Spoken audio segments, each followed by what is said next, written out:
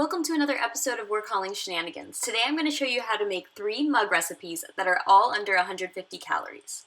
The first recipe I'm going to show you is for a dark chocolate cake, and you'll notice I'm using this ZING baking blend in all of my recipes, and it's awesome because it's only 5 calories per serving.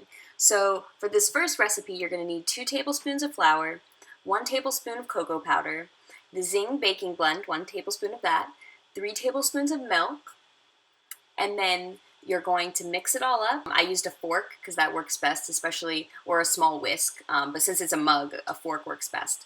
Then you're going to microwave it for 1 minute, and you will have a very yummy dark chocolate cake.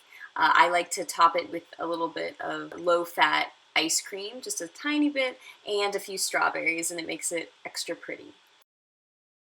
The next recipe I'm going to show you is for a pecan coffee cake. So you can see I'm also using the ZING baking blend in this one as well. And you're going to get your mug and you're going to put 3 tablespoons of flour, 1 teaspoon of applesauce, a 1/4 teaspoon of vanilla extract, and a 1/4 teaspoon of baking powder as well.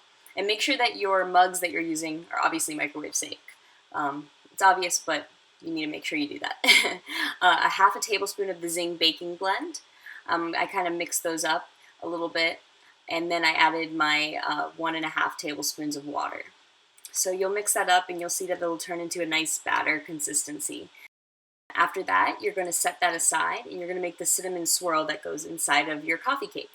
So you'll need 1 1/4 teaspoon of brown sugar, a 1/2 teaspoon of oil, an 1/8 teaspoon of cinnamon, and then a pinch of salt and a couple pecans that you'll crunch up, and it just adds a really nice consistency to it as well.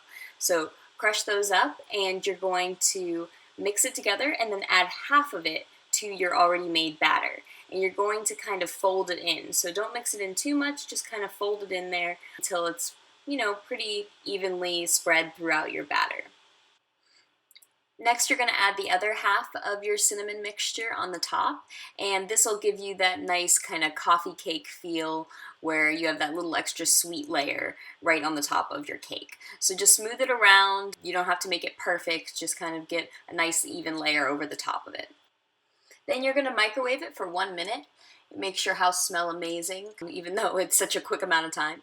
So after that, you can take it out, and I like to top it with just a few more crushed pecans. I think I used 1 or 2. A little bit goes a long way.